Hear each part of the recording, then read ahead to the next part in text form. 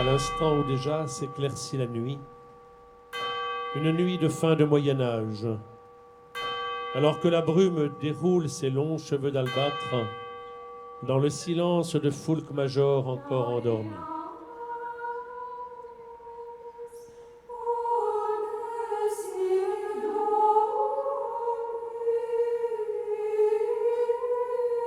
Comme chaque matin, les sœurs traversent la cour du prieuré pour se rendre à la chapelle.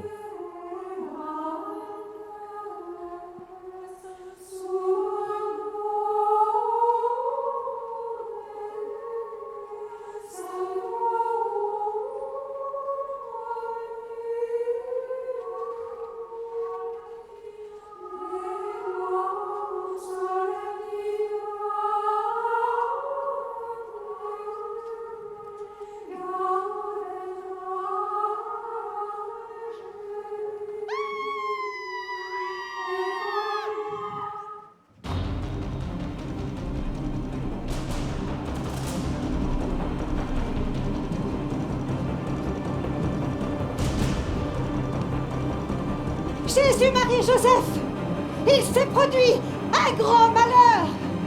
La couronne de l'enfant Jésus a disparu. Nous honorons la Vierge et honorons sa statue à l'enfant. Nous lui devons la protection de notre cité. Prévenons le Seigneur de Rieux. Il nous aidera à retrouver la très chère couronne. Suite à cet acte malveillant, la vie du village va perdre toute sa tranquillité. Pourtant, tout avait si bien commencé. Voyons ce qui est arrivé la veille du malheureux événement.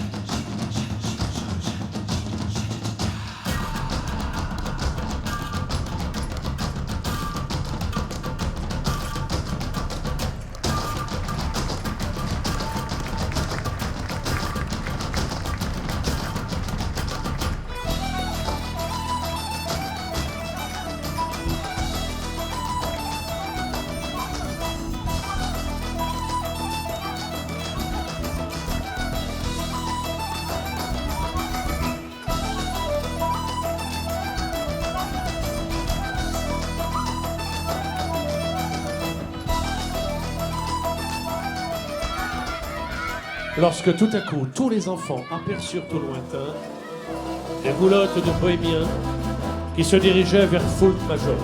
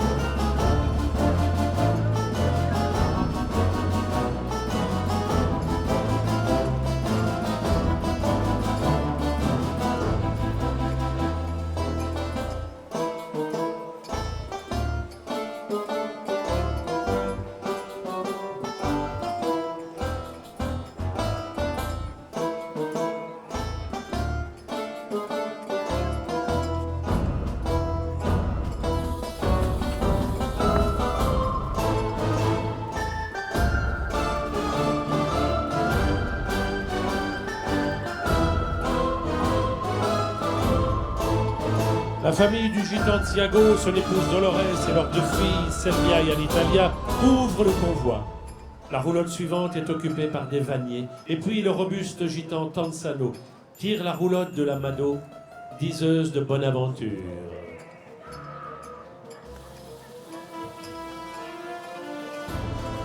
Approchez! Approchez, messieurs, dames! Approchez, gentes dames!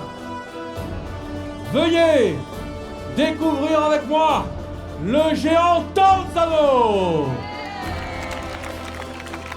Tanzano!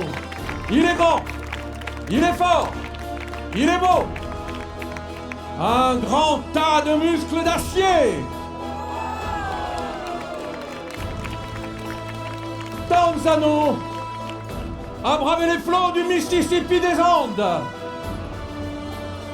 Il a bravé les glaces et les rochers du Groenland.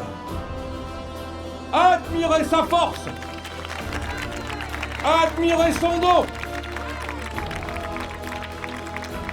Tanzano mesure plus de 6 pieds de haut. 6 pieds. Tanzano a la peau tellement tendue que lorsqu'il ferme une main, l'autre se ferme à moitié. Regardez son poitrail. Méfiez-vous, gentes dames. Prenez garde, il pourrait vous manger tout cru.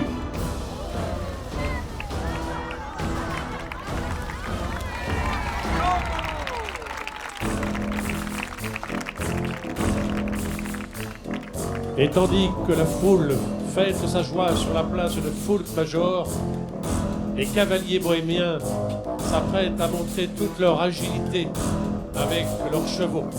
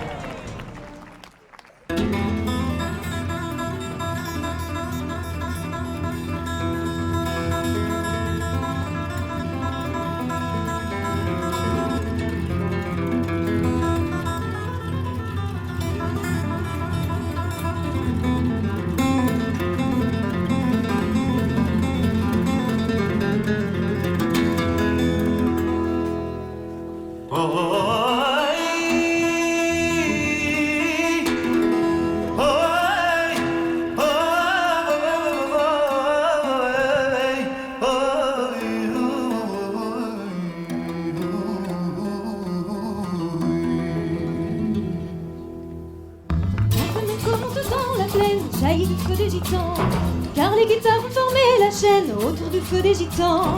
Ils sont venus pour chanter leur amour de la liberté. Cette musique joyeuse, c'est le cœur d'une foule heureuse et d'un peuple fier qui vit sans frontières, pas de maison, pas de prison, et qui vagabonde à travers le monde, au gré du vent, au gré du temps.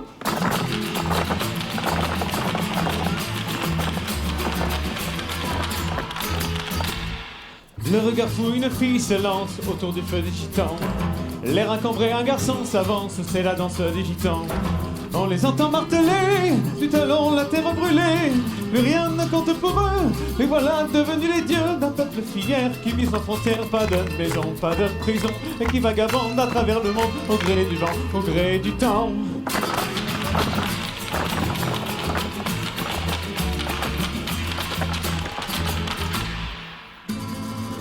Les roulottes servent de décor. Le feu leur donne des reflets rouges. Quand les guitares lancent un accord, on ne voit que des doigts qui bougent.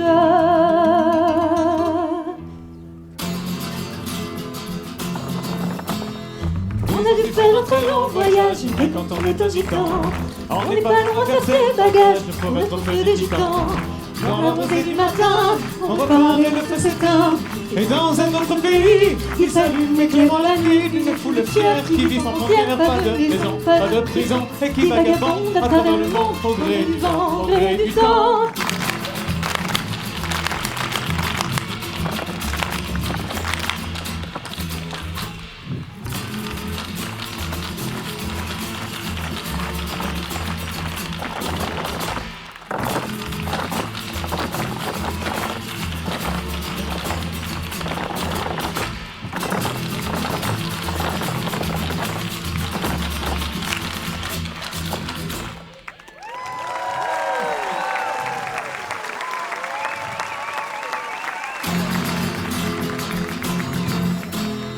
On a dû faire un très long voyage, mais quand on est un gitan, on n'est pas loin de faire ses bagages pour être au feu des gitans. Dans la rosée du matin, on repart et le feu s'éteint. Et dans un autre pays, il s'allume éclairant la nuit d'une foule fière qui vit sans frontières, pas de maison, pas de prison, et qui vagabonde à travers le monde au gré du vent, au gré du temps.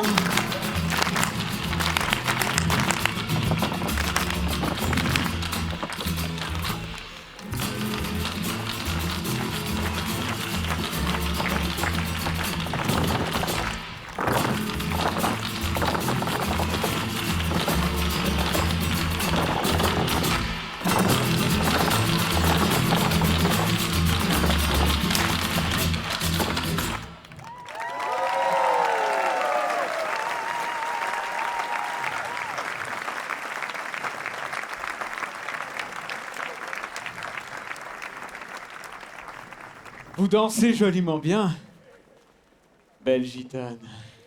Selmia. Je m'appelle Selmia. Je suis la nièce de Tanzano. Ma danse n'a rien d'envier à la vôtre. Quelle aisance. Vous habitez ce village ? Je suis bâtisseur. Je m'appelle Amar. J'arrive du pays Vantais avec mes compagnons. Je travaille au chantier de la rénovation de la chapelle. Je pourrais peut-être repasser vous voir sur la place si vous y dansez à nouveau. Mais je danserai.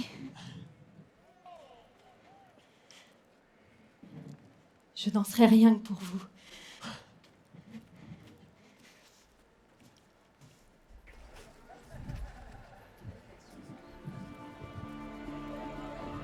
Mais qu'est-ce que c'est que ce vacarme? Et vous tous, là, bohémiens, avec vos roulottes, qui vous a autorisé à débarquer sur mes terres? Bonjour, mademoiselle. Certes, la population semble apprécier vos attractions. Aussi, je vous autorise à camper dans le pré près du bois Saint-Père, à la sortie de Fourques-Major. Je souhaite que le village retrouve son calme. Sinon, vous aurez affaire à moi!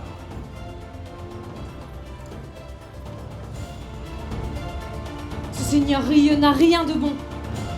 Je n'aime pas son regard cruel et noir. Vaudrait mieux s'en méfier à présent.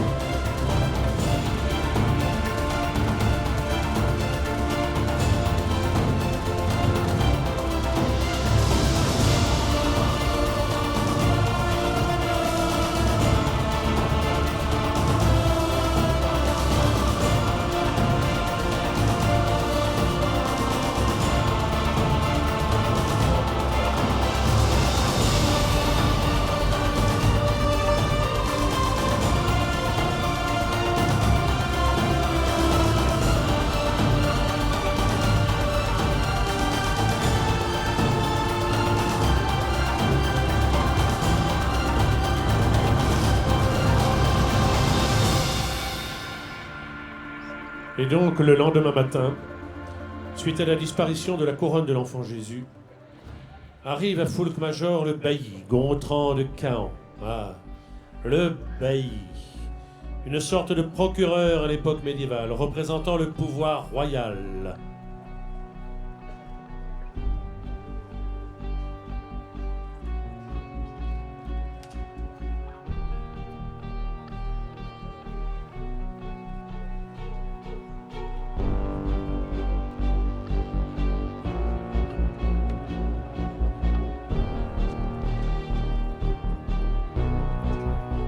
Après avoir fait le tour des lieux et après une rapide enquête, Nous venons rendre nos conclusions sur les déplorables faits ayant eu lieu en votre paisible cité, sieur Rieux.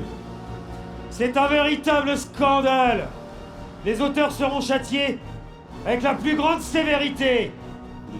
Quel malin coupable a pu oser commettre ce crime en un lieu saint? Après avoir entendu sœur Marie, notre enquête nous a conduit à inspecter la chapelle, ses alentours, son échafaudage de sa rénovation. Le sable des travaux recouvrant son parvis a attiré notre attention. S'y trouvent beaucoup d'empreintes de pas. Parmi celles-ci, quelques-unes plus profondes sont souillées de sang. Et ce n'est pas tout. Rassemblez tous les habitants sur la Grand Place.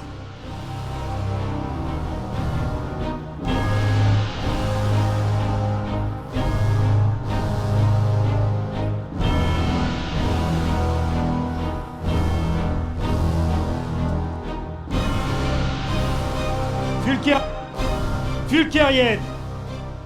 Comme vous le savez, dans la chapelle, la statue de notre Sainte Vierge Marie s'en est trouvée malmenée. Et la couronne de l'enfant Jésus a disparu.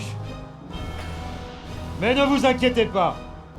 J'ai tout de suite fait appel à mon ami, le bailli, Gontran de Caen. Écoutons d'abord ce qu'il rapporte.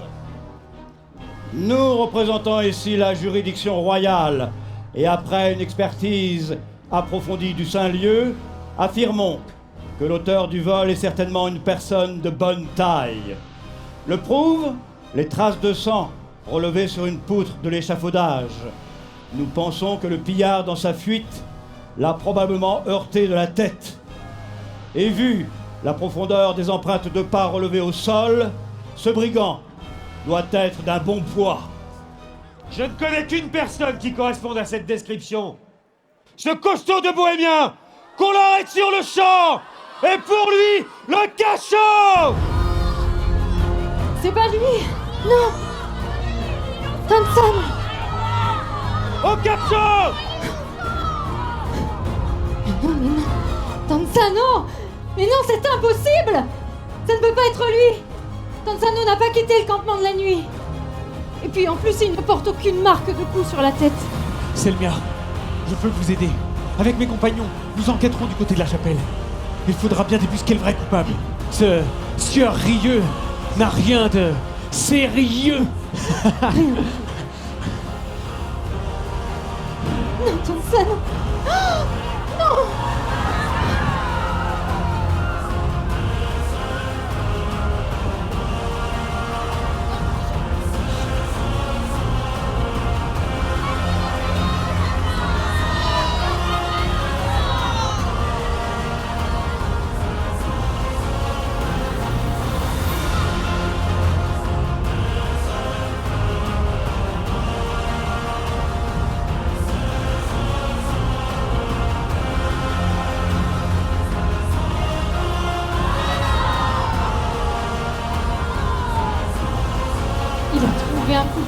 pour calmer la population.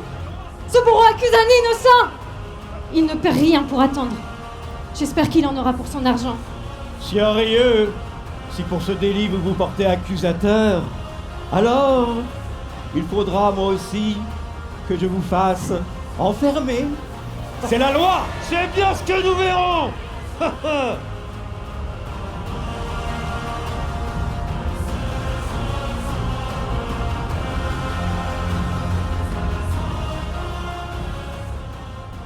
À la nuit tombée, Selmia et Anitalia, les nièces de Tanzano, rentrent dans leur roulotte afin d'essayer malgré tout de passer une bonne nuit.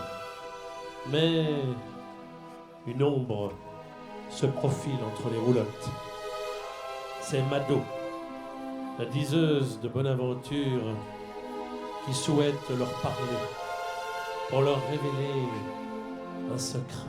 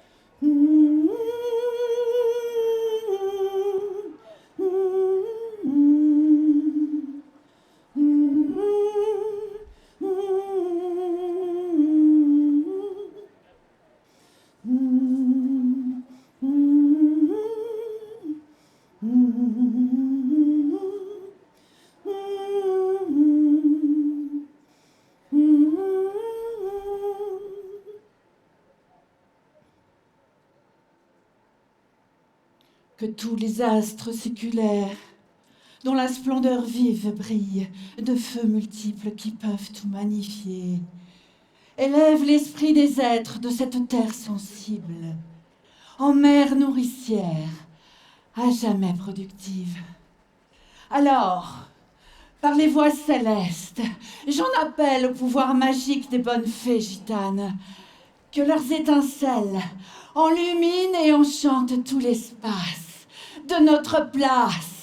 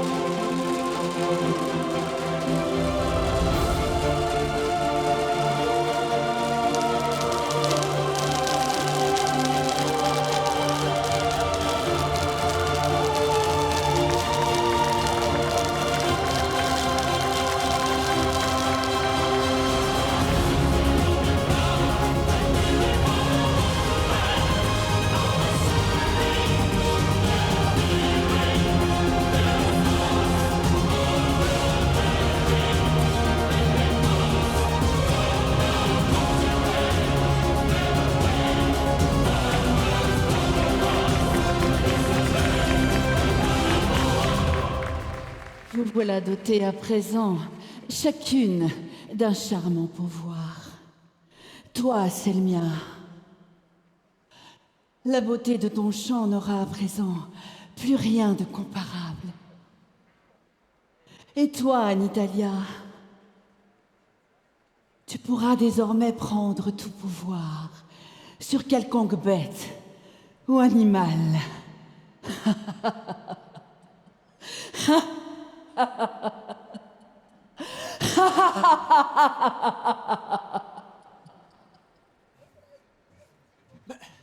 Selmia, mais qu'est-ce que vous faites ici? C'est imprudent de venir seul. Amar, je voulais vous voir.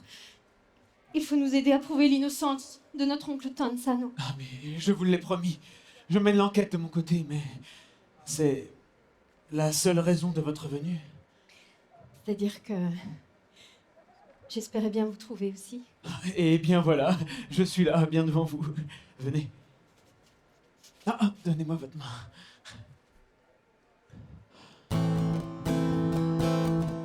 Sur la place chauffée au soleil, une fille s'est mise à danser. Elle tourne toute pareille aux danseuses d'antiquité. Mais sur la ville, il fait trop chaud. Hommes et femmes sont assoupis. Ils regardent par leurs carreaux cette fille qui danse à midi. Ainsi certains jours, âme à nos yeux, à l'église où j'allais, on l'appelait le bon Dieu. L'amoureux l'appelle l'amour, le mendiant la charité, le soleil l'appelle le jour, et le brave homme la bonté. Sur la place vibrante d'air chaud, où pas même ne paraît un chien, ondulante comme un roseau, la fille bondit, s'en va, s'en vient, sans guitare ni tambourin. Pour accompagner sa danse, elle frappe dans ses mains pour se donner la cadence. Ainsi certains jours paraît une flamme à nos yeux, à l'église où j'allais, on l'appelait le bon Dieu. L'amoureux l'appelle l'amour, le mendiant la charité, le soleil l'appelle le jour, et le brave homme la bonté.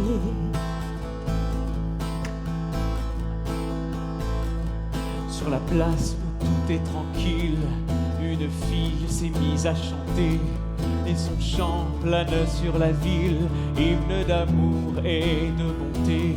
Mais sur la ville, il fait trop chaud, et pour ne point entendre son chant, les hommes ferment leurs carreaux comme une porte entre morts et vivants. Ainsi certains jours paraît une flamme en nos cœurs, mais nous ne voulons jamais laisser luire sa lueur. Nous bouchons les oreilles et nous voilons les yeux. Nous n'aimons point les réveils de notre cœur déjà vieux.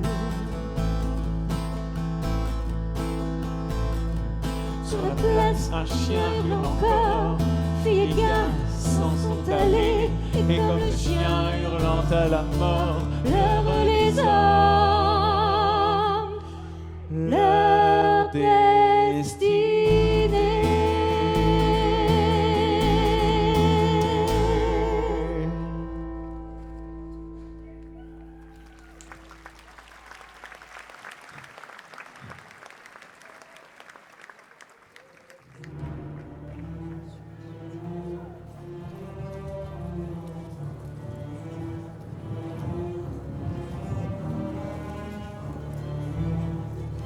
Il est très imprudent de sortir seul le soir, jeune damoiselle. On peut faire de mauvaises rencontres. Sortir, sortir. Je ne crains ni le vent ni la foudre. Évoluer dans l'air libre et sauvage est ma raison d'être. Parce que nous sommes manouches et l'univers est notre monde. Allons faire une balade au clair de lune alors. Diable, votre invitation. Laissez-moi rentrer au pont Saint-Père, mes amis m'attendent. Comment oses-tu me parler sur ce ton, misérable bohémienne? Installée sur mes terres, et voilà comment tu oses me remercier. Emparez-vous d'elle! ¡Ay! ¡Volver a los rinetes! ¡Volver, volver! ¡Volver a los rinetes! Merci, Natalia. Tu m'as sorti d'un vrai pétrin. C'est le mien. C'est le mien. Comment avez-vous fait? C'est de la magie. Venez avec nous au campement, le pré du... Vous connaissez? Non. On va tout vous raconter. Le tribunal va se mettre en place près de la prison. Tanzano va être curieusement jugé. Aussi sa famille et toute la foule des Foulquériens viennent assister à l'événement sur la Grande Place. Voyons, l'instant est grave. Vous aurez à vous prononcer tout à l'heure sur la culpabilité de quelqu'un probablement accusé à tort. Nous connaissons déjà le coupable. Je vous en prie, faites vite. S'il vous doit de choisir le mode de jugement de votre oncle Tanzano, de ces deux épreuves, laquelle lui réserveriez-vous? L'eau ou la balance? L'épreuve de l'eau, vous dites? Oui, nous jetons l'accusé à l'eau. Mais Tanzano ne sait pas nager. Si le corps flotte, l'accusé est coupable. Cette méthode est d'un autre temps, vous voulez tuer mon oncle? Allons pour la balance. Allons pour la balance!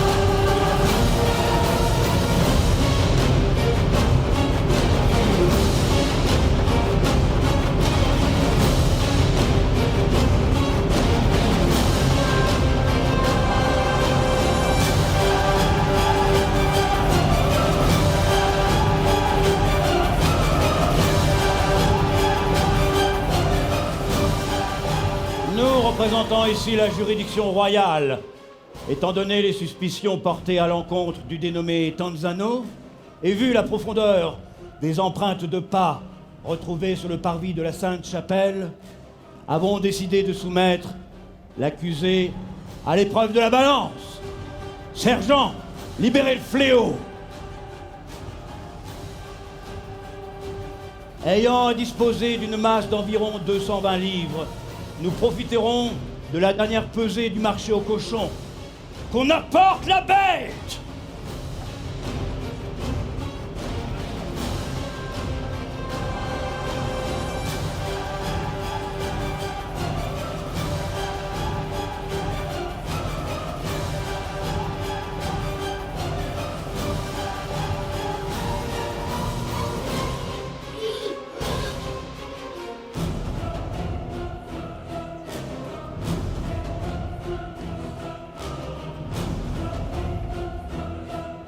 À présent que l'accusé se place sur l'autre côté,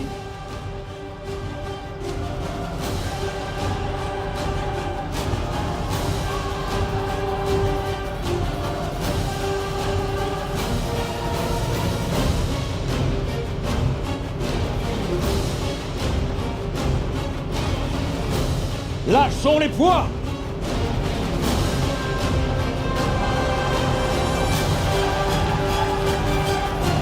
Que dites-vous de cela, sieur Rieux?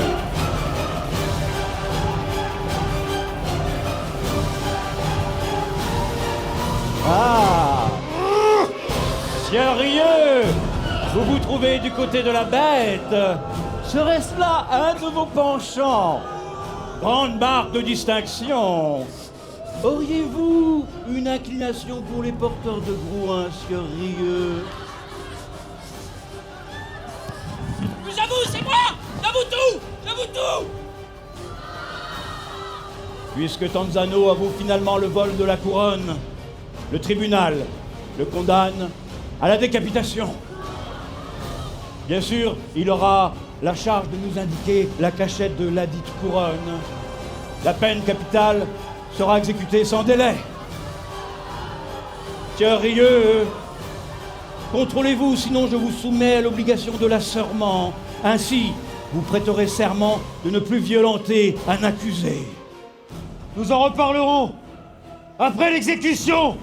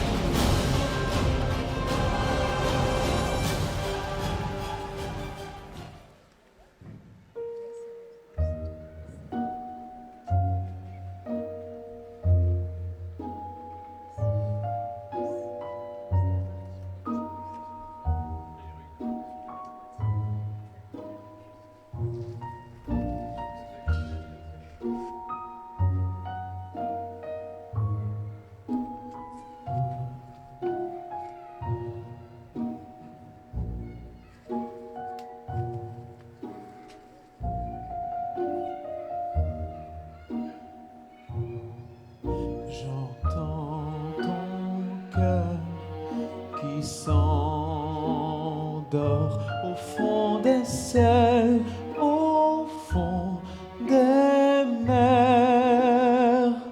Voici de belles images aux couleurs de la nuit à nos yeux, à demi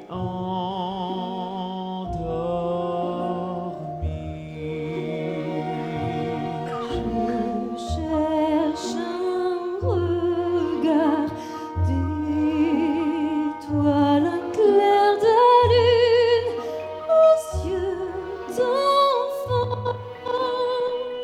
qui guidait ma voile, qui fera souffler le vent dans mon cœur.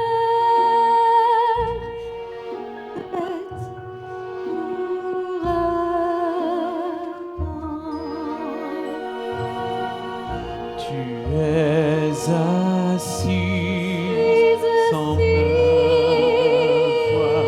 À qui penses-tu là dans la nuit? Tu es dans les nuages, très loin dans ton voyage. Redescends, te poser dans ma vie. J'entends ton cœur qui s'endort au fond des ciels, au fond des mers. Qui va guider ma voile et qui fera souffler le vent. Redescends, Redescends poser dans ma vie.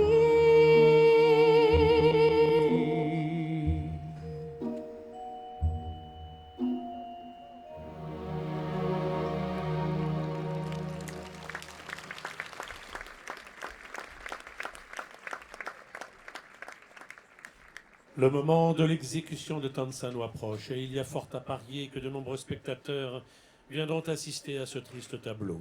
À commencer par le sieur Rieux, bien sûr. Par contre, côté chantier, côté bâtisseur, on s'active à une drôle d'enquête.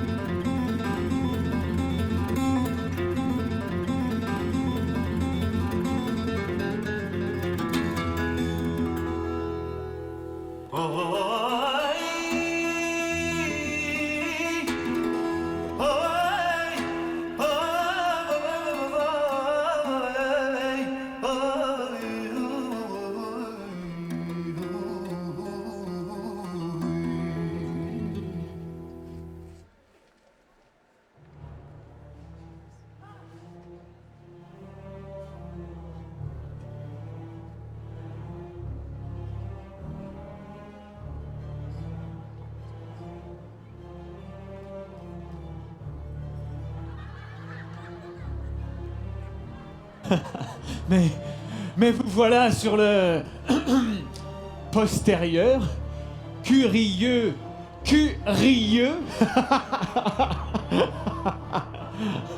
Allons, sire, acceptez l'aide proposée. Vous boitez. Jamais vous ne serez arrivé à temps pour voir la décapitation. Allez, laissez-moi vous emmener. Sérieux, allez, allez.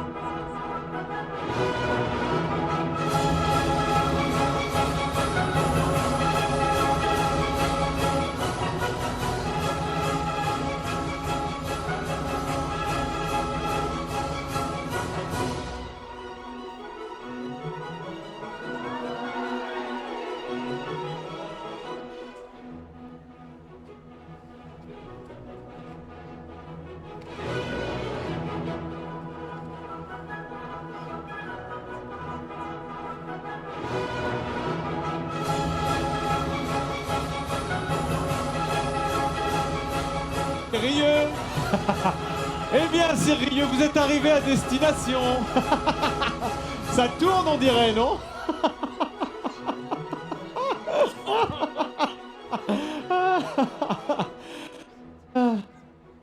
Sire, vous êtes en train de vous tromper de direction. L'exécution de la sentence doit avoir lieu à la prison. Vous lui tournez le dos. Revenez, sire. Revenez. Ah, cette fois-ci, je crois qu'il a bien compris la leçon. On ne lui reprendra pas. Et puis le matin du dénouement arrive. Tout le village est là sur la grande place de Folc-Major. La famille de Tanzano est effondrée. Tanzano est sorti de sa prison car le bourreau s'apprête à exécuter la sentence.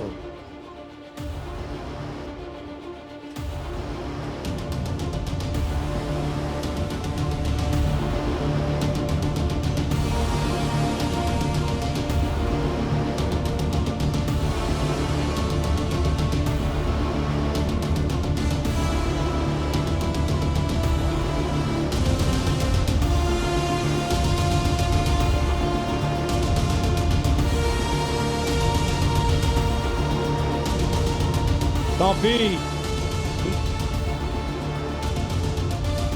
Nous allons donc passer à l'exécution de la sentence.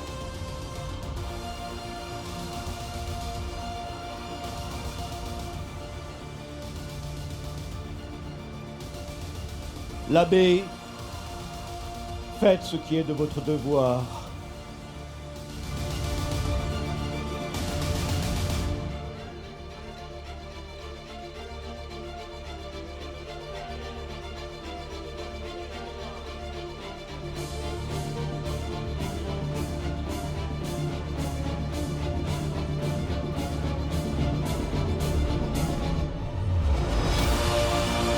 Personne ne s'oppose à cette exécution. Si personne ne s'oppose à cette exécution. Personne? Il n'y a personne? Arrêtez! Que se passe-t-il? Que se passe-t-il? Approchez, jeune homme. Nous vous écoutons, même s'il n'est pas coutume d'interrompre une exécution. Approchez.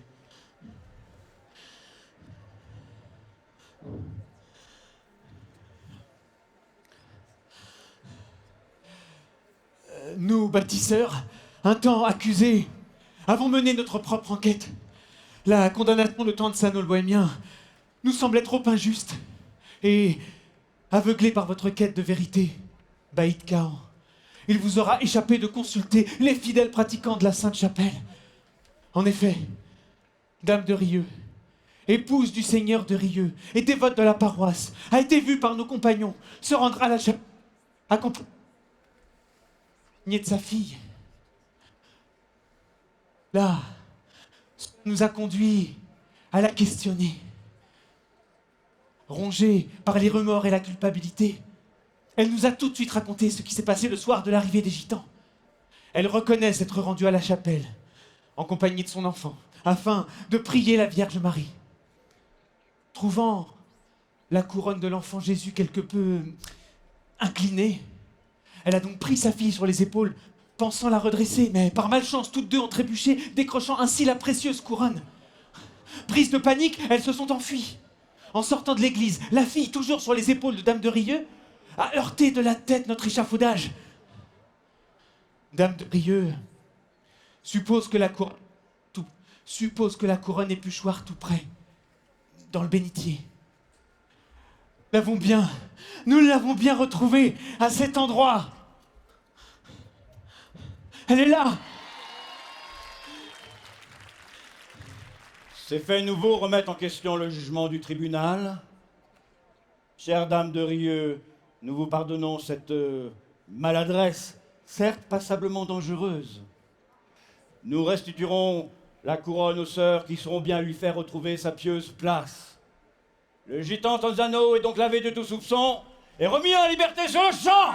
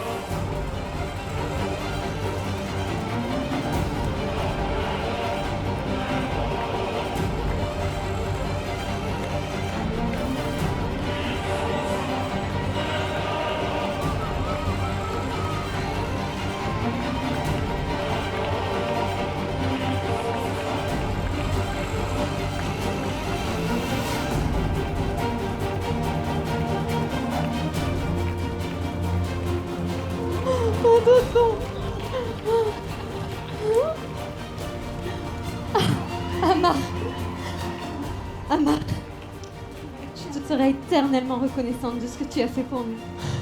Moi j'espère du fond du cœur qu'à partir de maintenant, nous allons toujours rester ensemble et que nous allons pouvoir nous engager et envisager nos fiançailles. Ainsi, pour fêter la libération de Tanzano et les fiançailles de Semia et du jeune bâtisseur Amar, un grand tournoi est organisé à Foulk Major.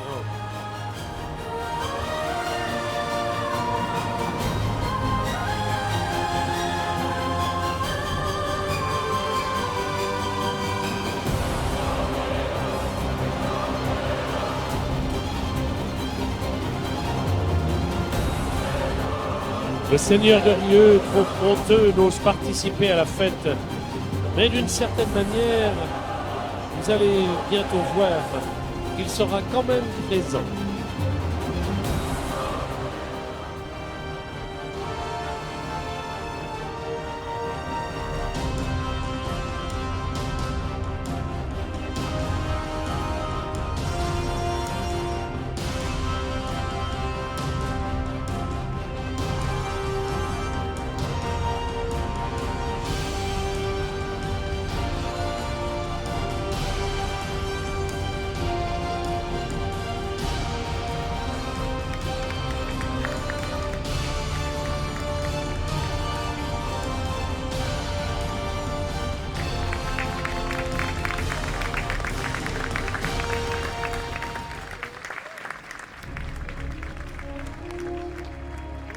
Chevaliers, seigneurs et gentes-dames, manants, cerfs et autres gueux, en ce jour béni, moi, Ambroise, scribe et poète à la cour, ai l'immense privilège de vous convier à ce plaisant tournoi. Alors sans plus attendre, je vous demanderai d'accueillir vos chevaliers.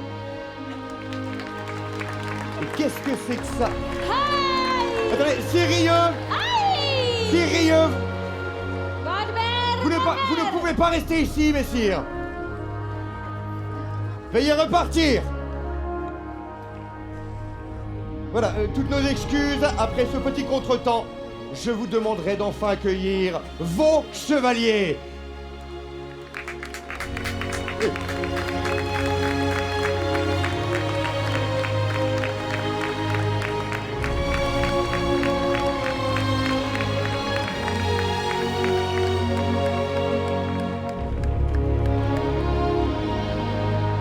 Allons, je vous en prie.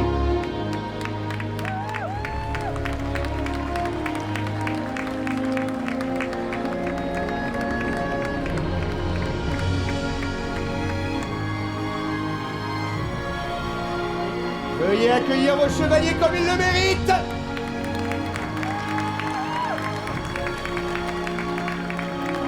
Portant d'argent, en sénestre burlé d'azur, au lion de gueule et en dextre à la croix de Jérusalem,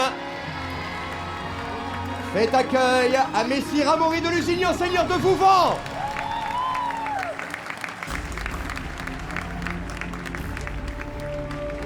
Et portant d'or à la filière et aigle armé de sable, Messire le chevalier Josselin de Châtillon, seigneur d'Angoulême.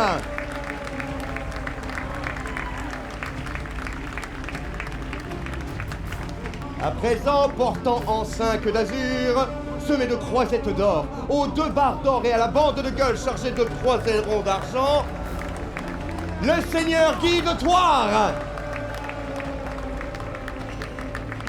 qui n'a pas que de fervents admirateurs. Et enfin, portant de gueule en sénestre au dragon de sable, et en dextre au portant de sable et aux 3 chevrons de gueule, Foulque Néra, dit le noir.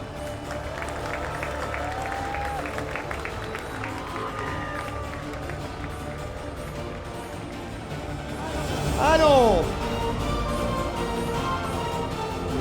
Messire Foulque, point d'énervement, je vous prie. Bien, avant de passer au tournoi, je voudrais un tonnerre d'applaudissements pour vos chevaliers! Encore! À présent, place au tournoi. La première joute de ce tournoi verra s'opposer Messire Amaury de Lusignan, seigneur de Vouvant, et Messire Foulque Néra. Alors je vous en prie, vous allez pouvoir encourager vos chevaliers. Chevaliers, joutez! Et c'est une égalité, on peut les applaudir. On peut les applaudir beaucoup plus fort. Encore? Bien. Je veux cela tout au long de ce tournoi. La seconde joute opposera Messire Josselin de Châtillon à Messire Guy de Thouars, chevalier, joutez! Eh bien, c'est Messire Josselin qui prend le point, on peut l'applaudir très fort.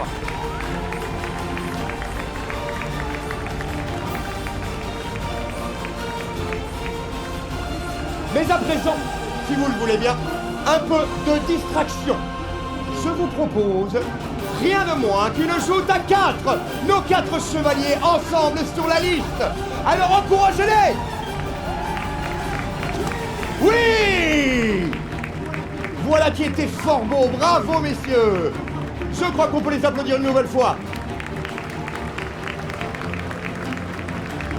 Oui, ou les huer selon votre envie.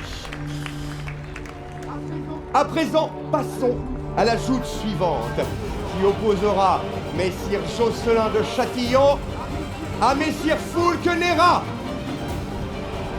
Alors, sous un tonnerre d'encouragement, joutez! Vous décidez donc d'une courtoise, voilà qui est fort beau, et respectueux, je l'accepte, mais à présent, joutez, chevalier! Et c'est Messire Foulque Néra qui l'emporte! On peut l'applaudir! Ou le huer, c'est comme on veut. Venez, essuyez. Tout va bien, messire Josselin? Je suis navré pour vous, mais vous êtes hors jeu. Veuillez quitter la lice, et je crois que l'on peut applaudir Fulkenera, si l'on en a envie, bien sûr. La 5e joute verra s'opposer messire Amaury de Lusignan à messire Fulkenera. Alors, Fulkenera, veuillez vous préparer et vous munir d'une lance. Voilà. Chevalier, joute. Stop! Non, non, non! Stop! Stop! Guide-toi! Guide-toi! Je vous le demande ce qui se passe. Que faisiez-vous sur cette liste? Je me fiche que vous soyez là pour gagner. Vous n'avez pas à shooter quand il n'est pas de votre tour. Vous devez respecter les règles. Par conséquent, je vous disqualifie de ce tournoi.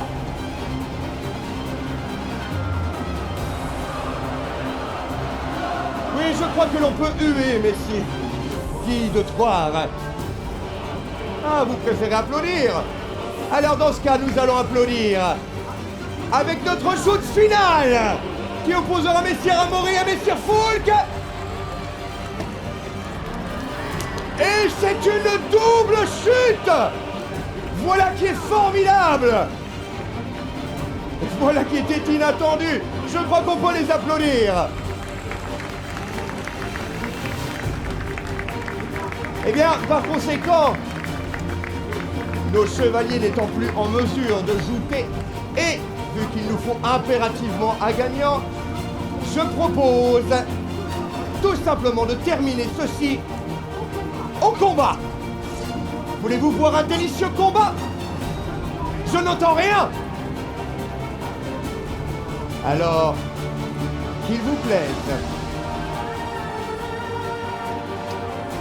Foulque, je vous en prie.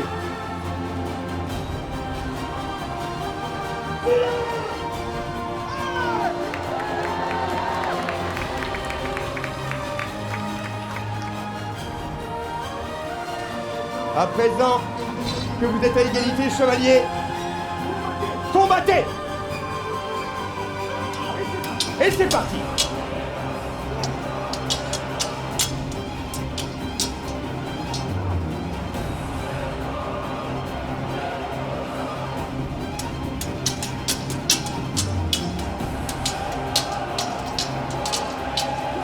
Oh. Eh bien, bien! Ah, touché, Foulque.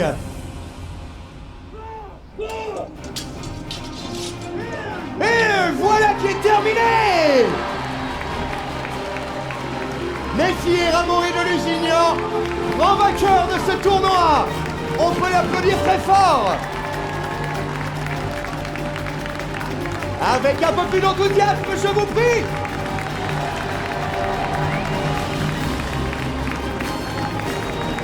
Messire Amaury, sachez que c'est un honneur de vous déclarer grand vainqueur de ce tournoi. Allons, réservez-lui vos plus chaleureux applaudissements, je vous prie.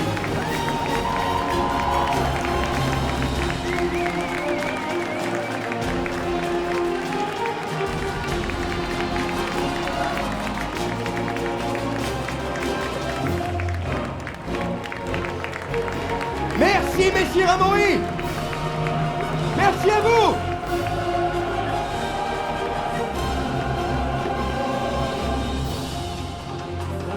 Ainsi fut Rieux, peu affable et surtout bien furieux contre sa personne en premier lieu.